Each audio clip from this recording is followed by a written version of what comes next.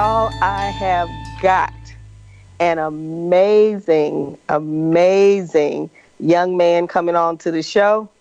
And I'm going to tell y'all something. I get tickled because the picture that he sent me, and because I knew what he looked like in person, but the picture that he sent me looked like one of those pictures from the 70s.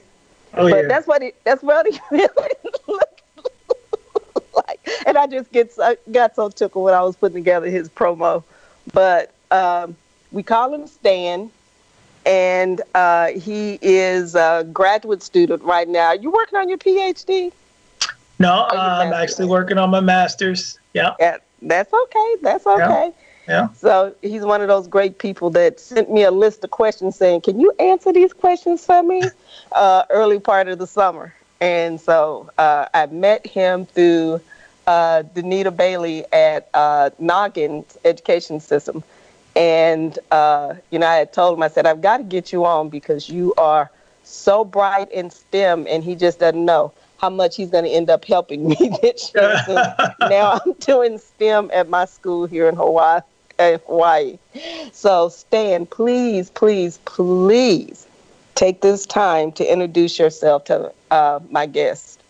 As she said, Stan is what everybody calls me. I'm actually a junior, but that's because, my father, who's a senior, wanted to give me a different name so they wouldn't be calling me Stan all the time, or Gregory all the time. Been in education for about 2 decades. I've been in STEM since the beginning of my educational career professionally. Really? Yeah. Math mainly, but more recently, more on the technology side within the past several years. I've got 4 beautiful children, a beautiful wife. If my savior are my roots, my creator is my water, my wife would have to be my sunshine. She helps hold us down. And I'm just blessed to have and work with some phenomenal people at the Jerry Knight STEM Academy. Mrs. Victoria Webster, who's our fearless leader, and all of the designers at the Jerry Knight STEM Academy. I want to send a shout out. I'm not going to mention them all. We'd be here too long. But I do instruct. We call ourselves designers, not teachers, because we see our role more as being facilitators of experiences rather than lecturers. And so we are filled. We're doing our thing, and I am a designer for STEM careers, mechanical engineering, and mechatronics. Wow. Yep. So before I get too far into this, okay, how did you get into the field? Because I want to talk about the school too, because Jerry Knight is a new STEM academy in Mansfield ISD.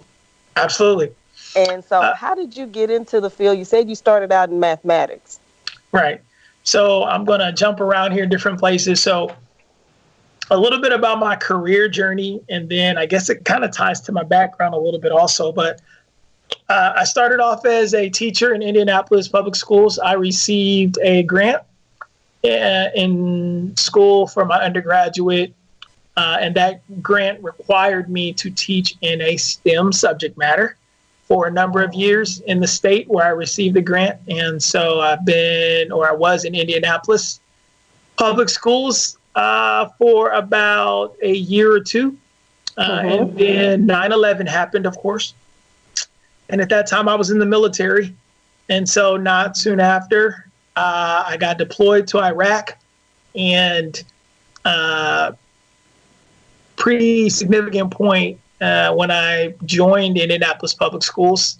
They had just started a laptop 1-to-1 ratio program for students to technology. And at that time, back in 2001, that was like revolutionary. I mean, like now it's pretty common, but in 2001, it was pretty revolutionary. But more than that, it was a program where there was a big focus on facilitating project-based learning. So we went into that community. We had students plan a project. They talked to store owners, community, owners, business owners, and they just created a plan of how they can increase the marketability of those businesses and different parts of the community. So that kind of was my intro year one. And so that was, I feel like, a rare experiences for many teachers to have that kind of thing during that time that I started. And then when I went to Iraq, we were with the Army, but the 4-man medical team that I was on happened to be on a Marine base. And so we were in a complex where there was a unit called EOD. And basically they detonated explosives that were a danger on the side of the road, improvised explosive devices and things. And so we got a chance they let us often look at a lot of their equipment. We learned about how they did things. And so that kind of got me acclimated as well. And then from there, when I came back, of course, in the middle of the year, they legally had to guarantee me a job. But yep, you know, I've been there. Yeah. But in the middle of the year, the only positions that are normally open are the ones that most folks don't want. And so I did take a position, but I ended up heading on to a private academy called Damar Academy. Brilliant experience working with youth who were essentially kicked out of their home schools. But these young folks would give you the skin off their back. At any rate, I had tried some things for a few months. They didn't seem to work that well. And these were lockdown units where many of them were on locked units. The ratio was like 12 to 4, adult to student ratio, where we were basically, or many of them were basically bouncers or bodyguards. But I had an idea to show a film based on a true story. I think it was called The World's Greatest Indian, about this gentleman who tried to break a land speed record on a motorcycle. Mm-hmm. We did activities around that. They got so much into that. Yeah. And that kind of opened my eyes to how students are needing, especially students in situations like that. They're needing stories and to be engulfed in them and have it relate to them and theirs. And so one thing that happened in the midst of that particular unit, we got to where the students had to do some division. There was a 12th grader who did not know how to divide. Mm-hmm. And he basically said, he was acting strong and hard, like, I hate this is not good. But coming to find out, he didn't know how to divide. And I told him, well, let me show you how to do it. And he was, all and high. But when I showed him how to do it, tears came from his eyes. He was like a 6'5". He was about 250. He was a big guy. But it let me know that, a lot of students want to know. And he, with tears in his eyes, he said, Mr. Cowley, no one has ever really taught me how to do that, to divide. And so that was pretty awesome. And then from there, ended up back at IPS before I moved to Houston, went to an alternative ed program, helped me to see how important needs and interests are for students. Ended up going to Houston, Aldine ISD. I did a lot of math and cross-curricular projects. And then all of those experiences culminated into where I am now, where I kind of get to use bits and pieces of them all at Mansfield ISD, the Jerry Knight STEM Academy. Yes, you are correct. A novel program. Students from all around the district. I absolutely love the diversity. They work together. The focus is project-based learning, focusing on the engineering design process. Bright students from all over the district working together in collaborative groups and a lot of projects, and just not having that traditional setting and really focusing on career-based and interest-based things that still meet the standards of academics, but still tap very strongly into that whole project management aspect and how they can be collaborators of knowledge. So it's just phenomenal. I love it, and I wouldn't trade it for the world. And you tapped on a lot of things in your conversation. The project-based learning, the time when you were at the school and they were doing one-to-one with technology, and then going to the alternative school and really focusing on the kids and what they could and could not do. Right. As educators, that's one of the things that we have to do every day. Absolutely. And now, and this is a conversation I have with a lot of people. Okay. Is, when people think of STEM, they think of it as something separate. You got STEM, but then you have your core classes. Yep. They don't understand. All inclusive. It all goes together. Absolutely. I tell people all the time, when I teach science, but in science, I teach math, I teach history, I teach social studies, I teach English. That. But people try to make it into something separate, and then they get to actually do it. The kids get to not just stand and look and write. They get to touch it. They get to feel it. It becomes a part of them. Yes. And that's what I love about STEM education. Right. Yeah. I mean, one thing that our leader of the academy always is pushing and always is quoting is this phrase where, we do not operate in academic silos, is what she calls them, where what job will in the real world we say, well, for 1 hour, I'm just going to do this one aspect of my job and then completely disconnect from all other aspects of my job. And then for the next hour, I'm going to do only this aspect of my job. And it just, the true career professionals, they don't operate like that. In a true project management setting, which is how most careers are set up, we are going to use multiple skills. In fact, I can remember at one of my positions as a math teacher, my student was so confused one day at the end of the day, and he came to me and said, "Conley, this is a math class. Like, we do more labs in here than we do in science." And he was just so confused about that. But the reality of it, which is what I told him, is that math is not separate from science or social studies or language arts. And if you really want to create authentic activities that motivate students and pull their interest, you need to create activities that's all inclusive, because that's how it works in the real world. So that's what we try to advocate and foster. So I agree with you wholeheartedly. The good Dr. Payton. Preach, man. That's good stuff. But that's the thing. And, like in a science class, you're writing about what you did in the lab. You're doing the lab, you're touching the lab, you're feeling the lab. We do the evolution of, the scientists who discovered different things. Absolutely. And then when I used to teach physics on occasion, doing Rube Goldberg machines. Wait a minute, you got to get this to do this function at the end. Right. And, but, what used to just kill my spirit. And I was one of those people that went to a technical school. Okay. In Fort Worth, Green Beach Trimble Technical High School. People represent. All the Okay. time. Hey, Green Tech, Trimble Tech.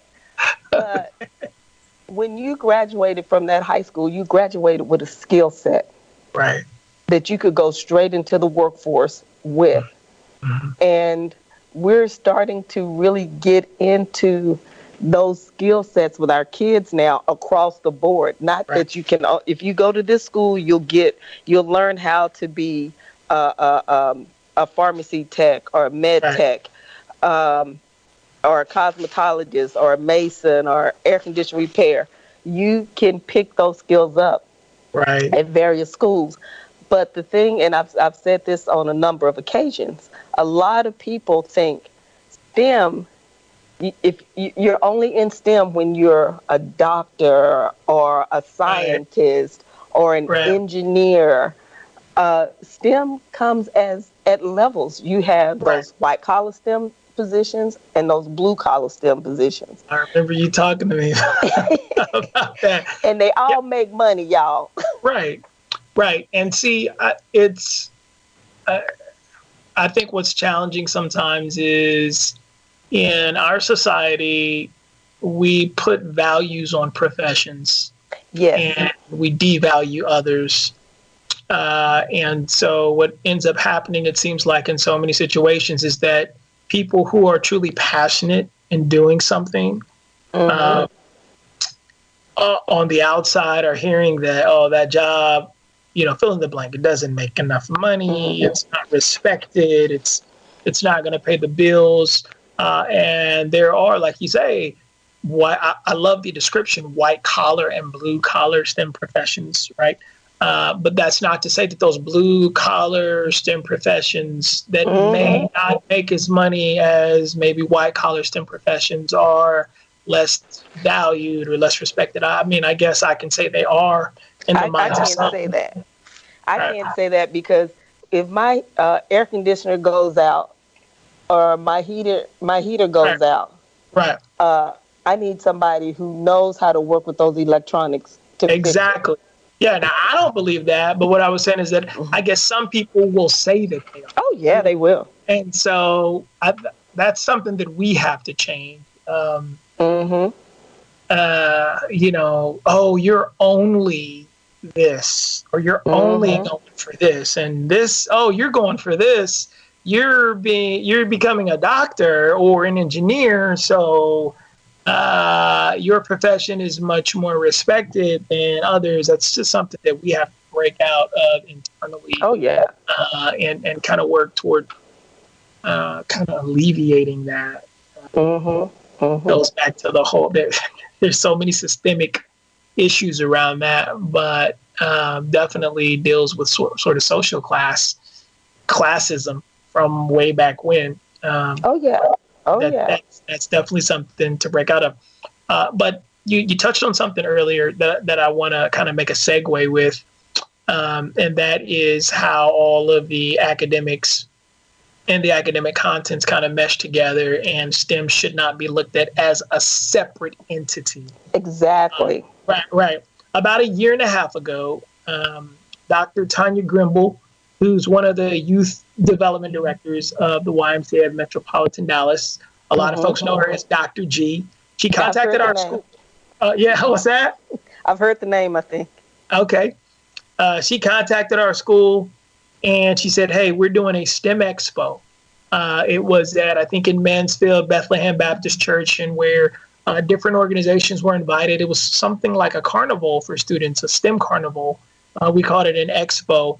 And the students in our school, many of them had just about a year earlier, after we received a drone grant from our Mansfield Independent School District Education Foundation, started to put together, build remotes, put together drones. They learned the ins and outs of it. And they were able to not only get many hours for their national or junior national honor society, but Dr. Grimble was saying, well, Mr. Conley, let's take this a step further. Let's have another event where we create an entire drone racing league. Now, and this is where I get into all of the different aspects of STEM and how it's related to all the other subjects, not necessarily separate. And she said, if we do this, then, we're going to go all in. We're going to try to get as many districts involved as possible. We want to do some cross-cultural collaborations where Mansfield, which is primarily a suburban district, can link up and work with possibly districts that are in urban settings, and we can all work with districts that are in rural settings. And we'll have the students, the learners, be the drivers of this. They will organize the events. They will design the courses using computer-aided drafting. They're going to actually put the courses together. They're going to get the dimensions. And so this year, in one of my courses anyway, I'm going to work with that collaboration. And it involves so much. It involves language arts. It involves communication.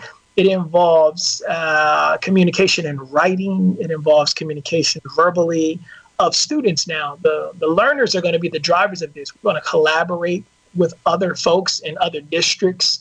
It involves a lot of math. There's going to be a lot of geometry.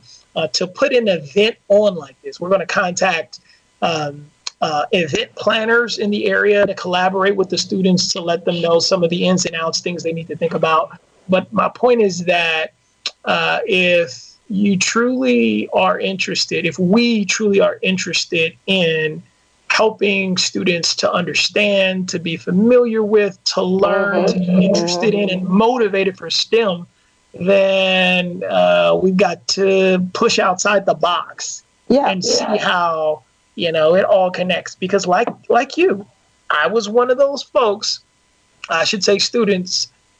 If you gave me a writing assignment out of context and it had no relevance, so why am I doing this?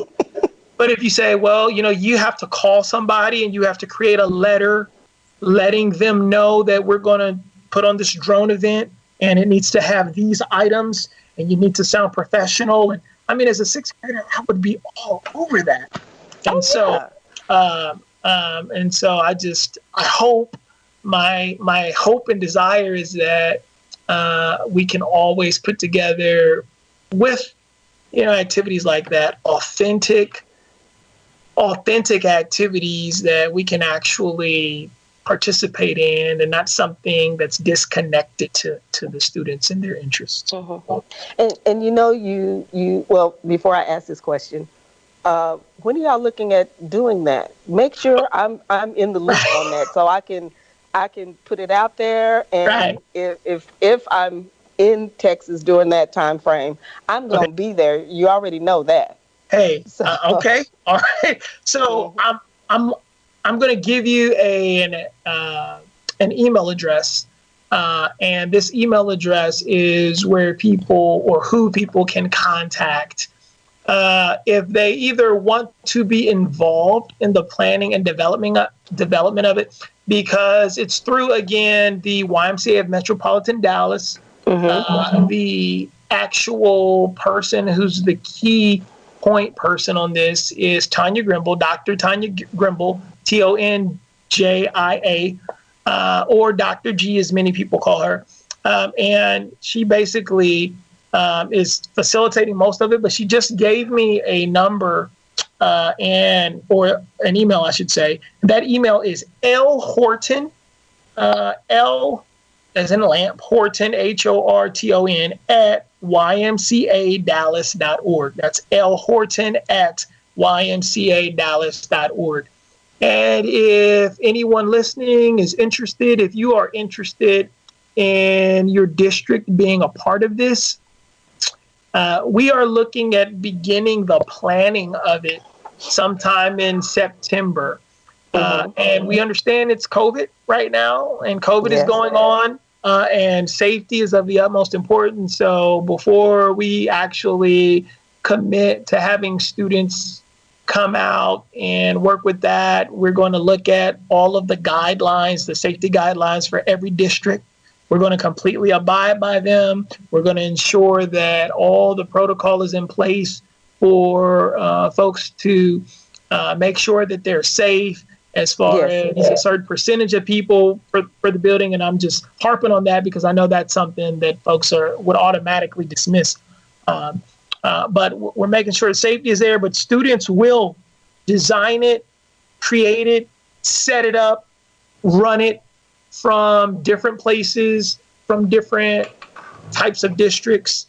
And if you're interested, contact L Horton. That means if you're interested in either contributing, resources, materials, you have a contribution you can make, like planning or offering your skill set or volunteering, contact that email address And as we put together that final plan, we'll definitely be contacting you back. Mm-hmm. And I'm making note of this here.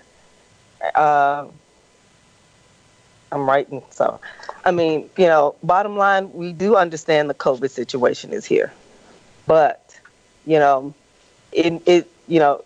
now you're going into the planning stages, and hopefully by the time you actually are able to do this, we have this under control. But I am totally excited about this for the simple fact is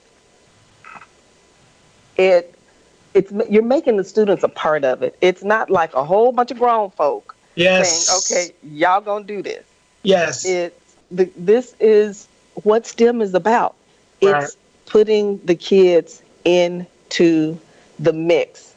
They're going to have to build this thing, build the event, not the drone. They're going to have to build the event. They're going to have to put it together. They are actually parts of that. It. And I would love to do something like that here because I feel I'm on an island that has so much history. Mm-hmm. It has the best and the brightest in not meteorology, but observatories here. Yeah, I can imagine. Hawaii? The oceanic environment and environmentalists. We've got all of that here. And I have not been able to monopolize on that because of the current situation. But our kids need to see that. They need to be a part of that. Luckily, we have one teacher here, and I love him to death. But he takes the kids out to do research in the ocean. And the last time he went, it was so fun. He goes, I saw whales, cresting out of the water. You can't see that in Texas. But, we have so much science here. We have so much engineering here. We have so much environmental science here. And how do we connect that? And one of the things I would love to do, too, because I'm so connected around the world, is I would love to bring in people from other countries to just kind of talk about, if they can just come on 30 minutes at a conference like that or at an event like that and just kind of talk about what they do or what they've done or who they are. Yes. So I'm ready for it. Let me know when. Let me know when, and I'll definitely listen into it. Listen, no, you're going to be a part of it. Oh, see? Well, let's go then. You don't get to listen. You do not get to listen. Right. But the thing about the learners actually doing it is that it's harder. I think it's much harder. It's easier for me, and this might sound weird to some folks, it's easier for me to just do it myself. Rather than allow my children to do it, it takes time and patience and training for me to get my children to do something. If I want my kids to learn how to wash the dishes, it might just be easier. Well, let me just jump in here. But boy, that time that we take to do that, it makes a big difference. And so if you want to be a part of this drone racing league, I'm telling you all, it's going to be a beautiful.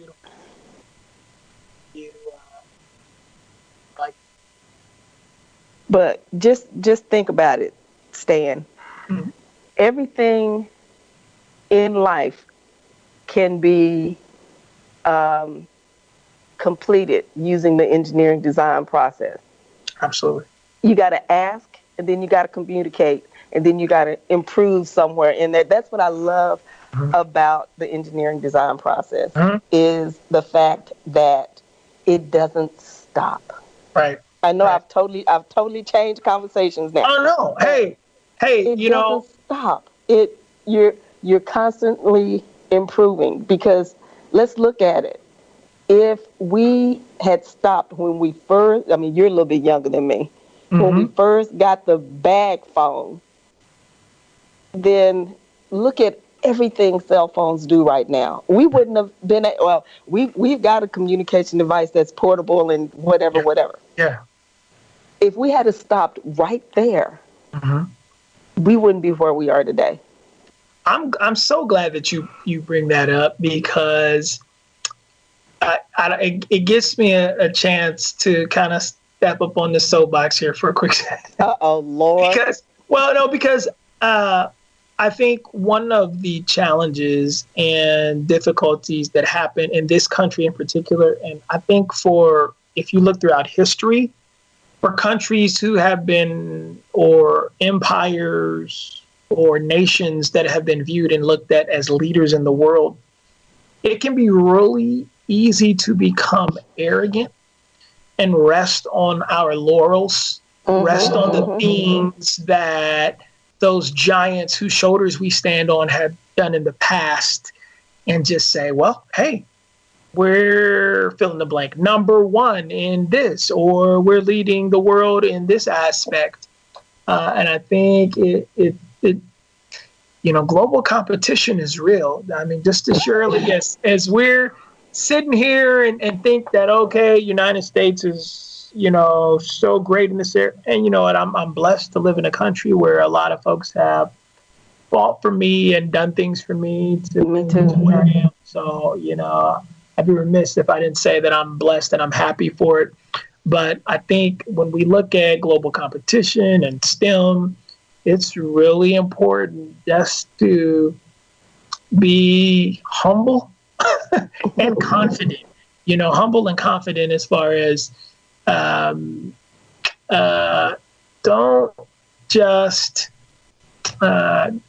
just say, well, we're first and we're just going to stay that way.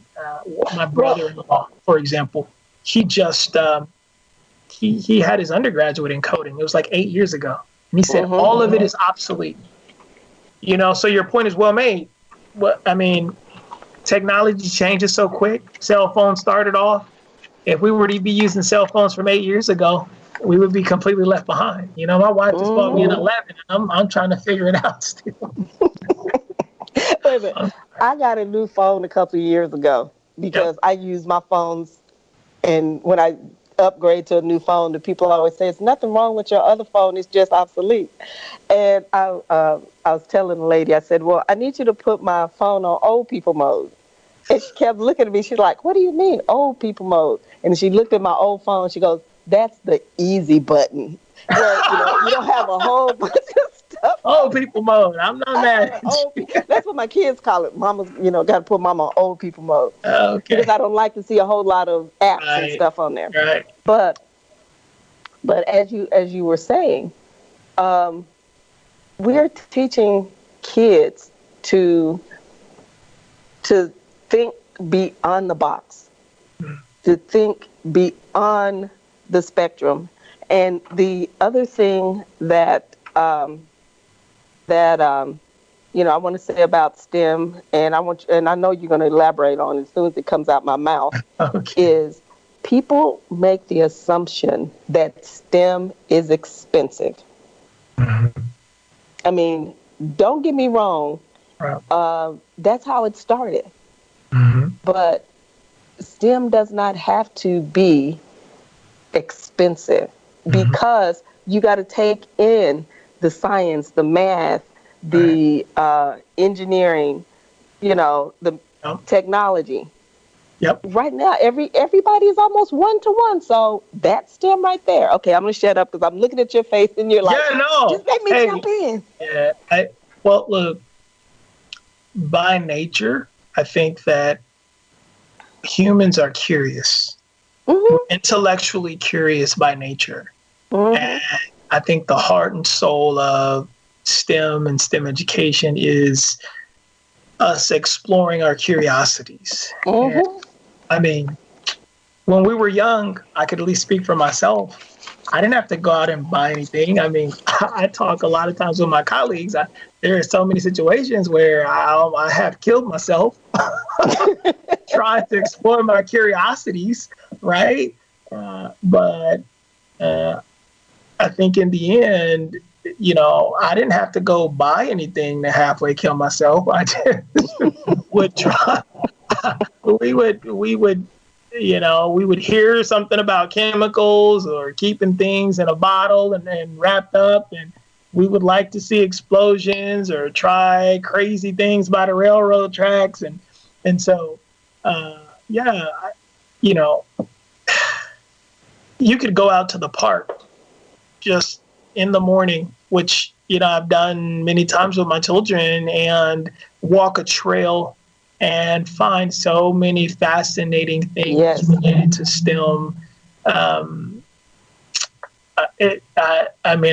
I could expound all day, but I think the problem is sometimes people use that as an excuse and say, well, in order for my child to be at STEM, all these parameters and all of these conditions have to be the case. But just explore your curiosity. And I would encourage parents to let your children, if they're curious, let them explore their curiosity.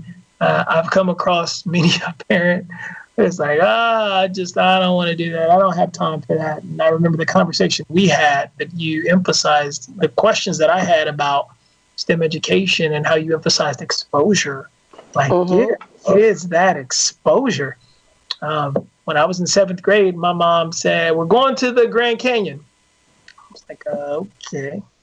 I mean, that wasn't anything fascinating for me, but when I went, God, wasn't it beautiful?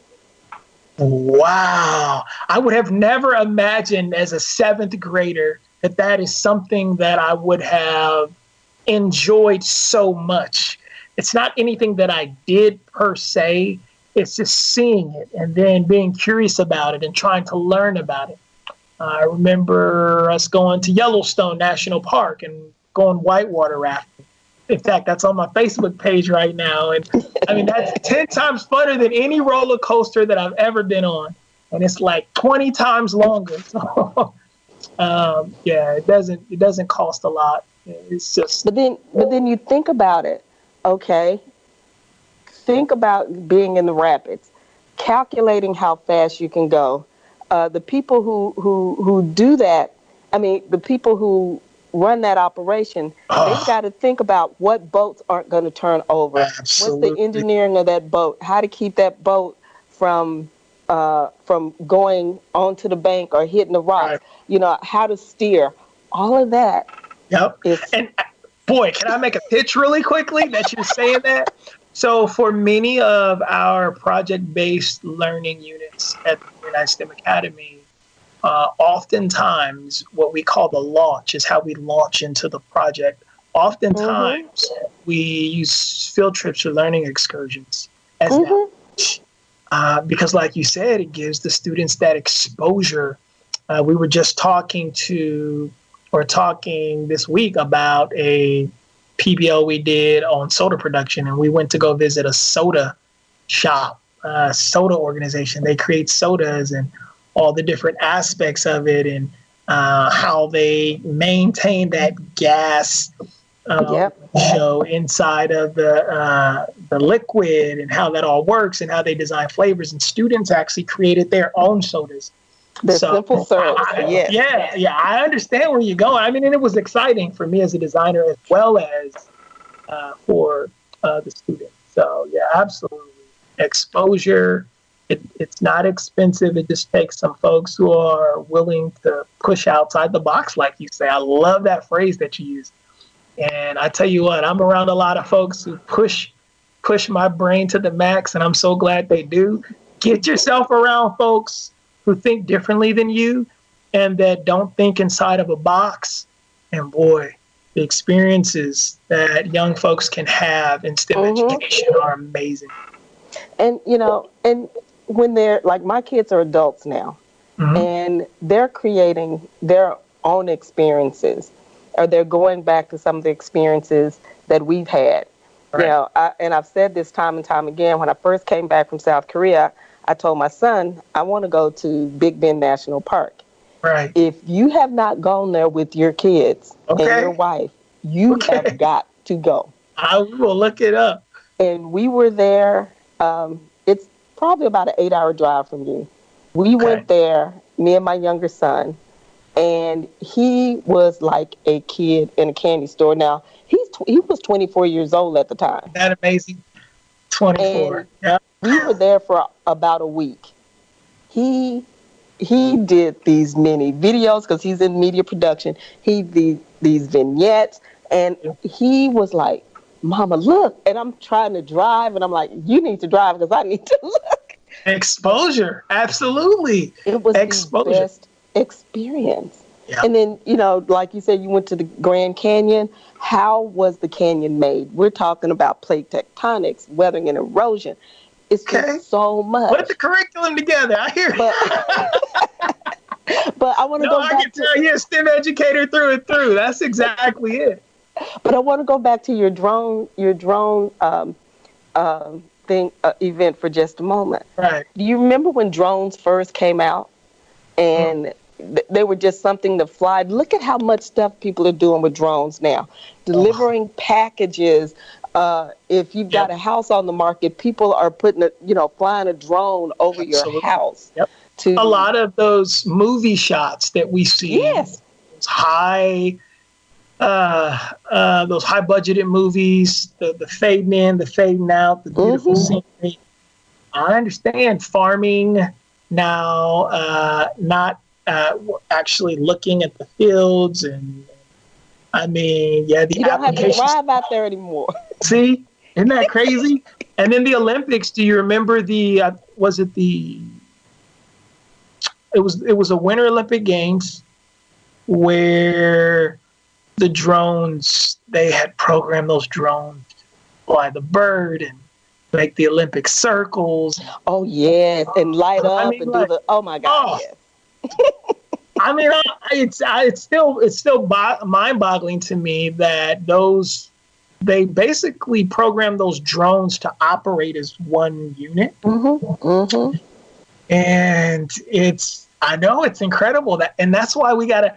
I mean, not to harp back on, belabor the point, but we've got to push the envelope. The world will pass us by. The world will pass you by.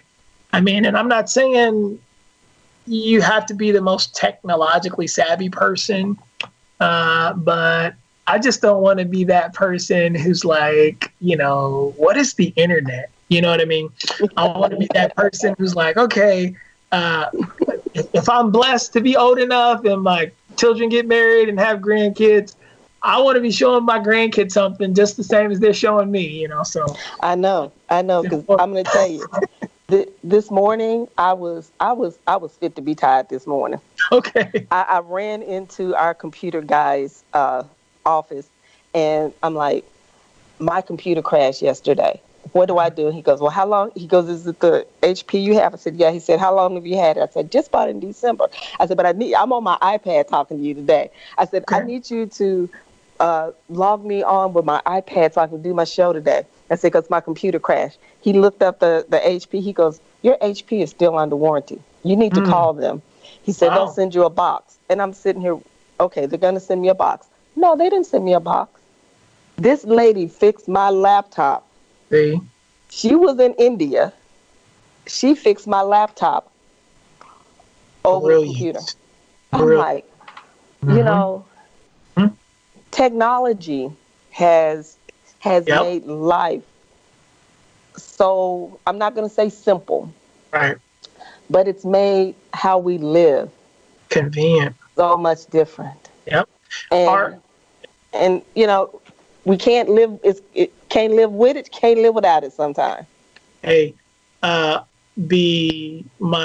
students last year so we competed for the first Lego League, which is the Lego robotics competition. Yeah. And the project that they worked on was V2V, what they call V2V, and V2I, and IoT. Okay. Yeah. So V2V is vehicle to vehicle infrastructure. Right. Vehicle to vehicle. And V2I is vehicle to infrastructure. And basically how it originated was we were talking about projects, and one student, curious and intellectually curious, was just like, so Mr. Conley, how does my phone know how much time it's going to take for me to get to a certain place with all of these factors like traffic lights I got and and they were like, how does that work exactly? And what they came to discover and find out that through vehicle-to-vehicle technology and vehicle-to-infrastructure technology and the Internet of Things, the satellites that work with our phones through major organizations like Google and other organizations, basically everybody's connected into that system. And so they know how many people are on Johnson Road going past these two traffic lights that you have to pass through. And they know through the vehicle to infrastructure when those lights are going to turn red, yellow, and green. And so it's just everybody's connected in. And they got so excited about learning and understanding those concepts. And so I'm with you 100%. Technology is changing the game. That's why that's why it's important for us to, by us, I mean older people, because my 6-year-old is showing me things. I'm like, because they grow up with technology, they are consumers of technology. Oh yeah. I mean, and you're talking about consumers. Just think about it. How much shopping do you actually go to the store and do? Especially with COVID, change the game. Change the game. Big Amazon. Time. We've got about 5 minutes left. Change the game big time. Okay. Amazon, Walmart, Target, anybody, if you were not shipping your product to the consumer, too bad, so sad. You lost out. You lost out. I understand. But I mean, that's a whole different career set right there, isn't it? That is COVID-19 is a career game changer. I love how you said that. I completely love how you said that. I mean, because never, as I understand, the last anything remotely close to this was that, what was it, 1918, 1920 flu pandemic? Yeah, the Spanish influenza. Yeah, okay. Spanish influenza. And I mean, where technology was then compared to now and how we can adjust now. I mean, what did they do? I mean, and so, online learning, online, Netflix. I mean, theaters started to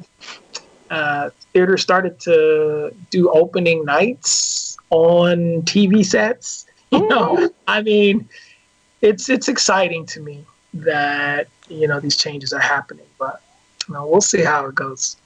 I mean, this has been a total game changer. And, you talk about how we look at television. People have dumb phones, dumb refrigerators, dumb everything. As opposed to smart ones, huh? but Stan, look, think about this. We pay a lot for cable. Yeah. We pay a lot for cable. Yeah. But you've got all of these apps now. Yeah. You don't even need cable. You need the internet. Yep.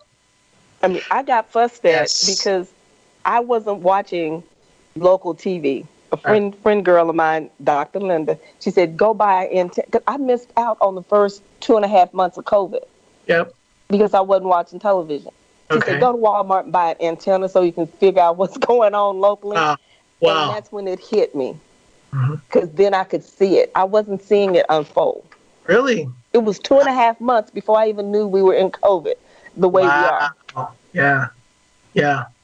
But I'm going to tell you, we've got to teach these kids how to function, how to do things. I think one of the biggest things in my life that I ever saw happen was I had a plumber at my house, and he was fixing something, and I wanted him to fix the toilet because it kept running. He said, Miss, I can charge you $85 to fix your toilet, or I can charge you $12 and teach your son how to fix it. Wow. He taught my kids how to fix how to put in the floater part of the toilet. Yep. I took apart our dryer like 2 months ago. I mean, it wasn't, our tumbler wasn't turning. And I was just like, my wife's like, you want to try it? I was like, we'll see. I mean, we had the dryer spread out all over the family room. I figured it out though, but I mean, it was a good sense of accomplishment, you know. I know. YouTube helps. I mean, it took me straight through the steps. So I love YouTube. But hey, we've got like a minute left. Okay. And I want you to give my audience a word of wisdom when it comes to STEM and STEM education, because you're right in the middle of it, Stan. You're right in the middle of it. Okay. I guess the main thing I could say is focus on your students' interests. You know, my mom would take us to the library, which at that time was the thing to do. Whatever our interests were, pursue it. Let them pursue it. They may jump in and jump out of an interest 10 times a year. Oh, yeah. But just allow them to do that.